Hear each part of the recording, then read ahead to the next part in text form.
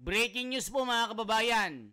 Sinugod po ng mga militanteng grupo ang bahay ng mga Diskaya at kinanyon ng putik at talagang binaril ng bato. Kaya yung mga Diskaya nataranta. Ngayon po mga kababayan, talagang i-review daw itong CCTV at posibleng managot daw sa batas ang mga grupo na ito na nanggulo sa bahay nila. Halaka, si Torny, nananakot. Huwag daw takutin ang kanyang mga kliyente. Kasi nga, maaaring sila'y managot sa batas. Due process of law daw. Halaka, Torny, nananakot ka na. Grabing panatiko mo. Magkanong binayad sa'yo? Yun po yung mga sinasabi ng mga komento. Kaya ito po ang sabi ni Torny. Ipapakulong daw niya ang mga namato.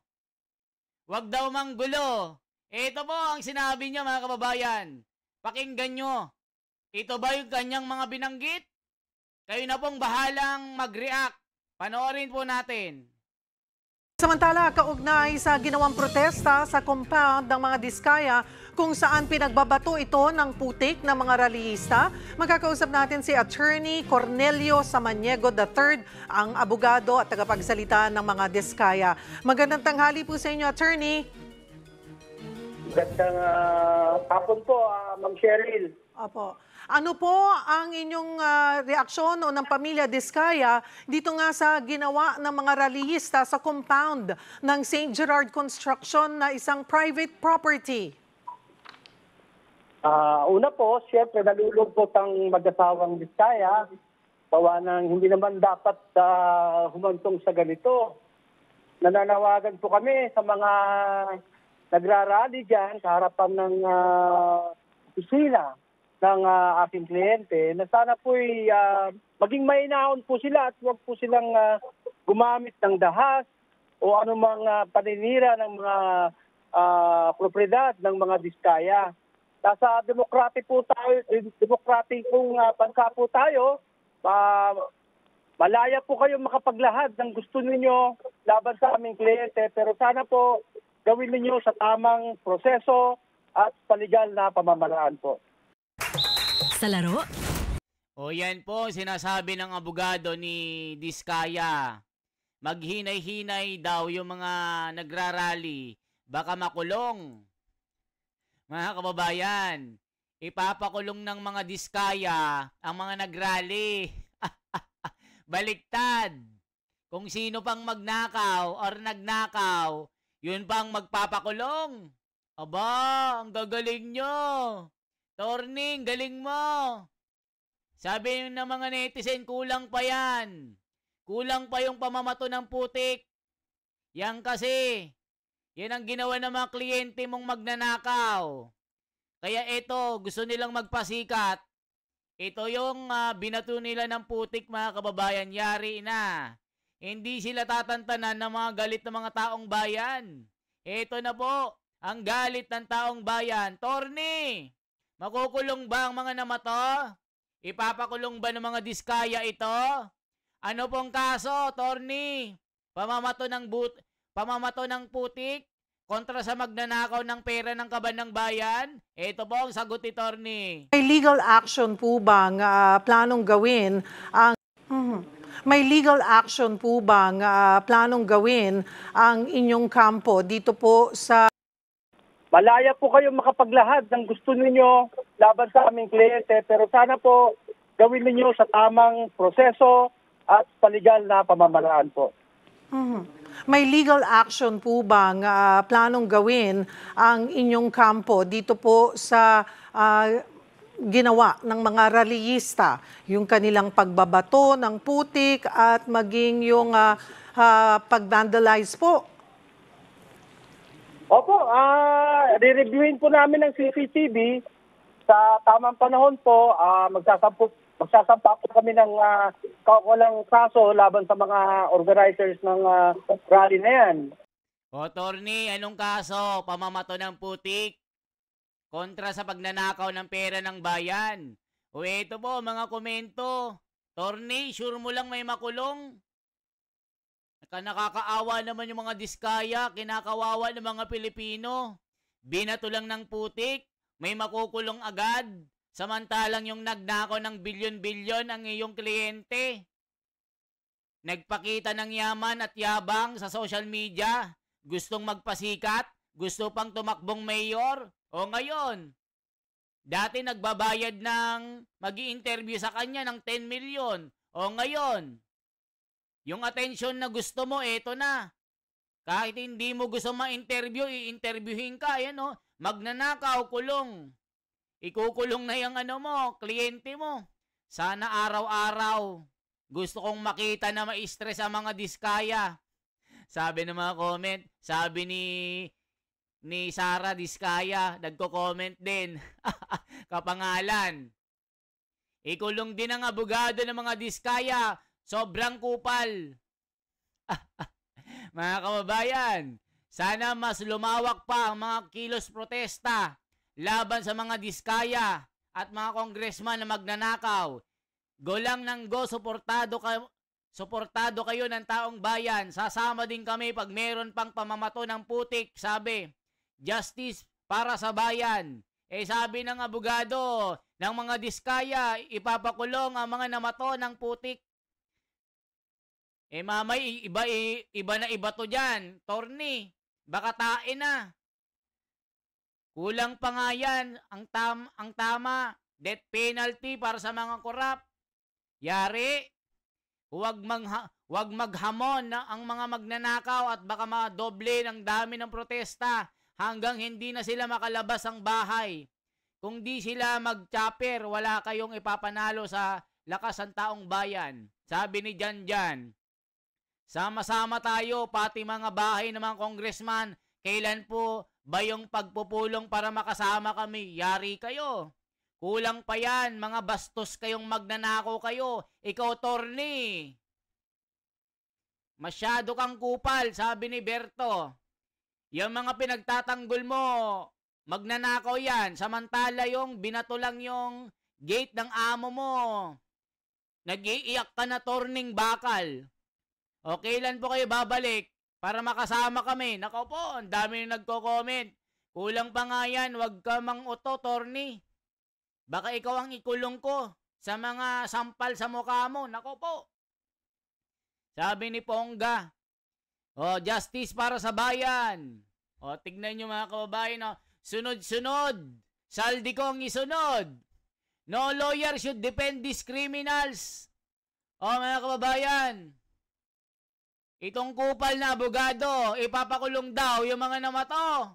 I-review daw ang CCTV. Aba, si Torni ang kupal.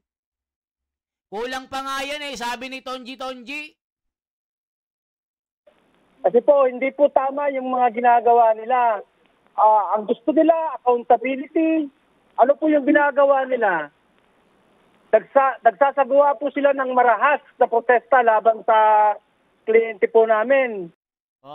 Sabi ni attorney, mga kababayan, marahas daw ang ginagawa ng mga nagrarally. Ngayon po sa pagkakataong ito, kulang pa yan. Ngayon lang ako natuwa sa mga makakaliwang grupo sa ginagawa nila. Kasi pati sila nadayat na denggoy ng mga diskayang ito. Hoy, Torni, anong sinasabi mong kawawa ang mga mga kliyente mo?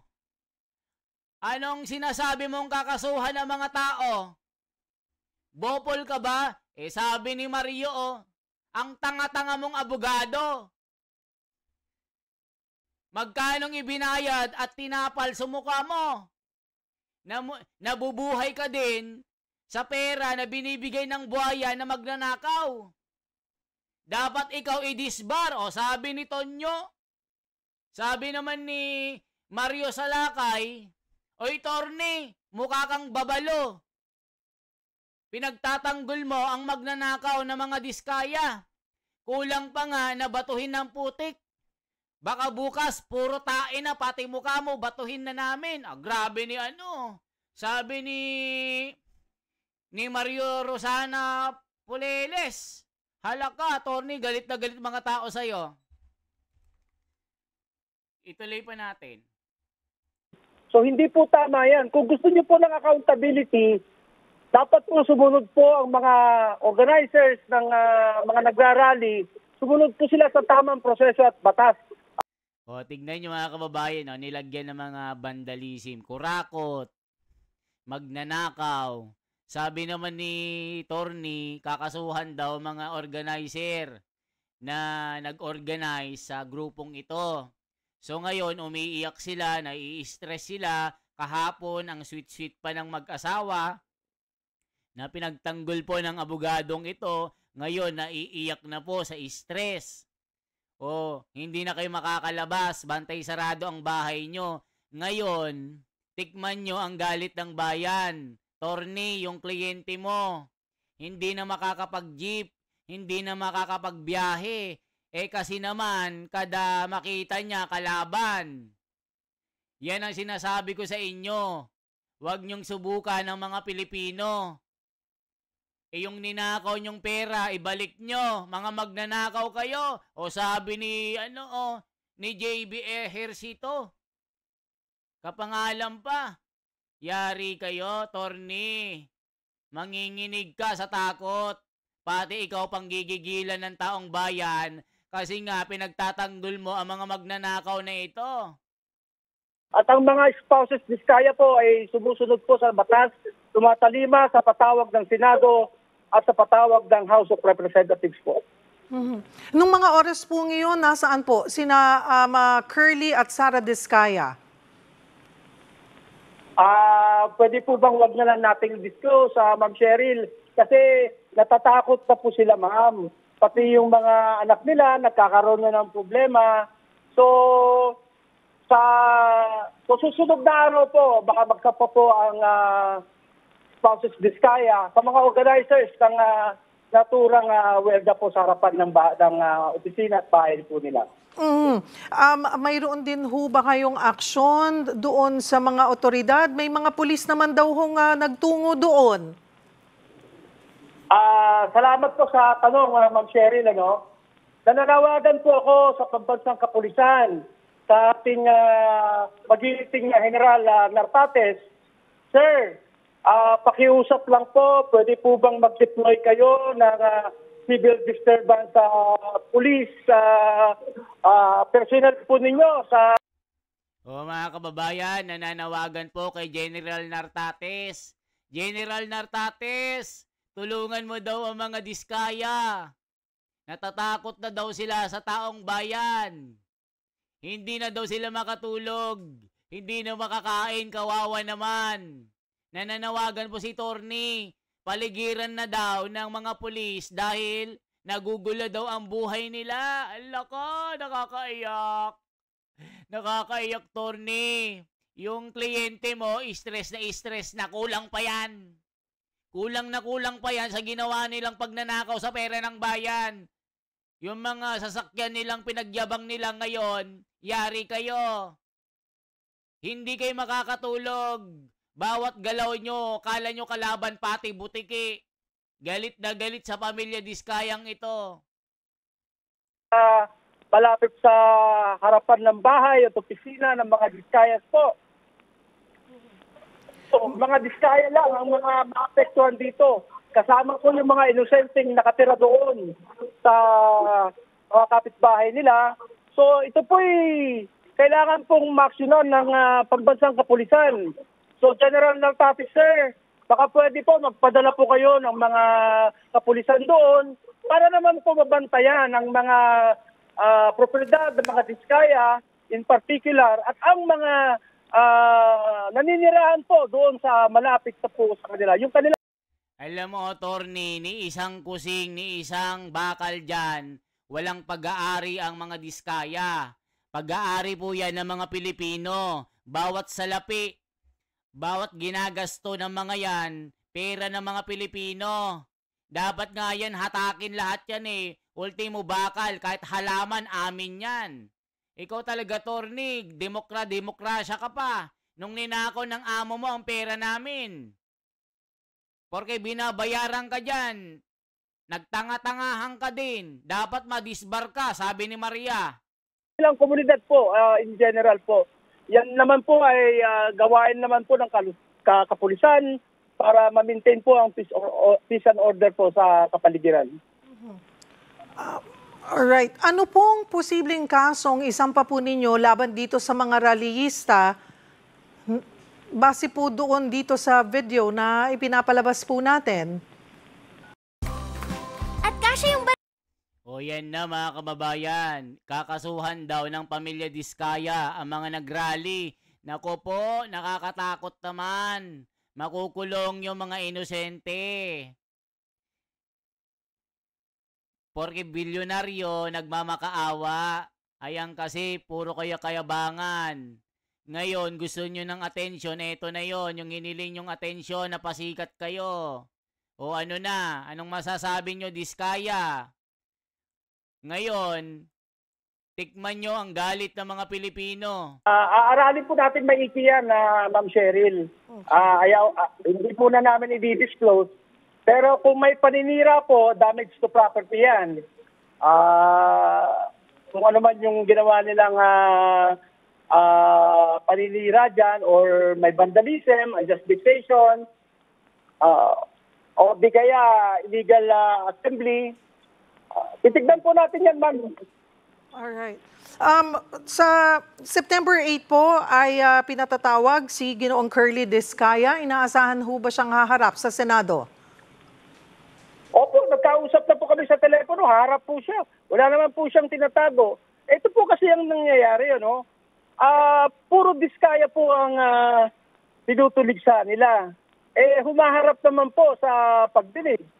Kasi wala namang talagang itinatago, kaya humaharap.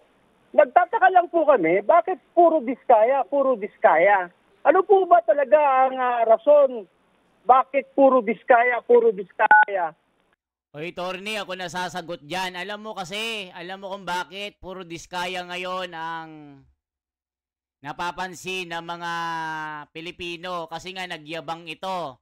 Niyabang kung paano yumaman. May 42 million worth of sports car, 18 sports car, malalaking bahay, mga Hermes, mga relos, mga palamuti sa bahay na worth 7 million. Tapos itatanong mo pa, ano ba ang dahilan? Bakit nagagalit yung mga Pilipino? Bakit puro Diskaya? Sila yung kumuha ng atensyon eh. Tapos tatakbo pa ng pagka mayor, bugok kang abogado ka, sabi ni Juan Bautista. Nagtatanong ka pa, wala kang utak, dibopol ka. O yan o, sinabi ni Teresita Tomas. Tanga ka pa lang abogado ka, nagtatanong ka pa ng katangahan mo eh. Sabi ni Kupalero na si Michael B. Ayan na, ang daming nagko-comment, galit na. 15 contractors po yun. Bakit po Diskaya lang parating laman ng balita? Hindi ho namin maisip na baka naman merong nasa likod nito. Katulad ho ng sino? Mahirap na lang ho magsalita. Ma'am, matagal ka na sa journalism, ma'am. Alam mo na yan. Siyam na Diskaya firms po ang tinanggalan na ng lisensya. May aksyon ho ba dito? O yan na mga kababayan na, makikita po natin. Galit na yung attorney. Nagmamakaawa at nanawagan po sa kapulisan. Attorney Nartates, tulungan nyo kami, nagugulo na kami. Kawawa namang kliyente ko, sayang binayad sa akin na bilyones. Sayang din yung sports car na ibibigay sa akin. O ano sabi ng mga comment? Sabihin mo sa kliyente mo na nasa demokratikong bansa tayo, na may kalayaan tayong magpayaman sa tama at legal na paraan. Sabi ni Pardi TV, hoy attorney, dapat ang mga magluloko dapat ikulong. Pati mga senator, sana may masuntok na senator involved sa corruption sa flood control. Sabi ni Aiki, mag-rally tayo mga kababayan, sasama kami dyan. Nako po, eto na, dadami nang nagrarally. Stop giving them sympathy and airtime. O tignan nyo mga kababayan, binibigyan kasi ng airtime eh. Ayan tuloy. Najombag tuloy ng taong bayan nito, si mga Diskaya. Oh, mga kababayan, anong masasabi nyo dito? Nagmamakaaway ng mga Diskaya na tigilan na daw. Bakit puro Diskaya daw? Napakaraming mga kontraktor. Kasi naman, Torny, yung amo mo, unang nagyabang sa social media, na niyabang ang kinurakot, yumaman sa DPWH, tapos ngayon tatanong-tanong ka, bobo ka, sabi ni Simeon, ang tanga-tanga mong abogado mo. Magkano bang tinapal sa pagmumukha mo? Tonto. Sabi ni Kupal 87. Galit na sa'yo, Torny. Baka masampal ka daw ng pandesal na may baso. Grabe, galit na galit ang mga komento dito. Sasama kami, Torny. Antayin mo dyan. Tignan mo, Torny. Sa kakatanggol mo sa mga kliyente mo, pati ikaw, masasampal ng pala. Magiging kutsara mo pala na may kasamang graba. Yan tuloy, Torny. Galit na galit sa'yo ang tao. Kasi nga ikaw, bayarang kang kupal kang abogado ka. Sabi ni Wana. Nagbabasa lang tayo ng comment. Kaya mga kababayan, yan lamang pong ating bahagi. Mamaya magbibigay ulit tayo ng mga maiinit na balita tungkol dito sa pagkakaso ng mga Diskaya sa mga nanggulo sa bahay nila at nagbato ng putik at nagbandal daw. Makakasuhan daw ito ng illegal assembly, damaging to property, and scandalous to public scandal. Aba, ang galing naman ni Torny. Galing mo, ilang taon? So, ibig sabihin, makulong ang mga ito, yung amo mo nag-i-stake dyan sa bahay nyo. O mga kababayan, mag-comment kayo. Isang like po, isang share, at isang subscribe. Mabuhay po. Torny, tandaan mo ito ha. Yung mga Diskayang yan, mga magnanakaw yan. Ikaw, bata-bata ka nila, sinusupal pa lang kanila ng pera. Sabi ni Gustavo, bobo kang abogado ka, rekto ang lisensya mo. Sabi ni Juana Tour, 87, 1995. Grabe mga komento. Mabuhay po mga kababayan. Yan lamang po ang aking birada ngayon. Mabuhay po.